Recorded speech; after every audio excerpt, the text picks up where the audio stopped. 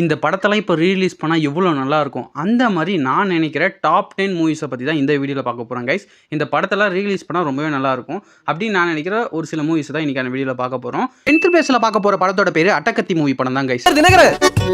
ஆனா எல்லாரும் என்ன எப்படி கூடுவாங்கன்னா நான் படிக்கிறது பேசுறது எல்லாமே காதல் காதல் காதல் தான். தமிழ் சினிமாவில் வந்து பார்த்தீங்கன்னா லவ் படம் எடுக்கிறதுக்கு ஒரு சில ரெஸ்ட்ரிக்ஷன் இருக்குது. ஹீரோ வந்து பார்த்தீங்கன்னா ரொம்பவே அழகாக இருக்கணும். அந்த ஹீரோ பார்த்த ஒரு 2-3 சீன்லேயே வந்து பார்த்தீங்கன்னா ஹீரோ ஹீரோயினையும் லவ் பண்ணிடணும். அது மட்டும் இல்லாமல் ஹீரோ வந்து பார்த்தீங்கன்னா ஒரு அடி கூட வாங்க மாட்டார். ஆனால் வில்லன்ஸ் வந்து பார்த்தீங்கன்னா அவர்கிட்ட அடி வாங்கினே இருப்பார். அது மட்டும் இல்லாமல் ஹீரோ பின்னாடி நிறைய பொண்ணுங்க சுற்றும். ஆனால் ஹீரோ வந்து பார்த்தீங்கன்னா ஹீரோயின் வேண்டி தான் பார்ப்பாங்க. இதை வச்சு ஒரு ஈகோ மோதல் நடக்கும். இதை வந்து பார்த்தீங்கன்னா ஒரு படமாக இருப்பாங்க.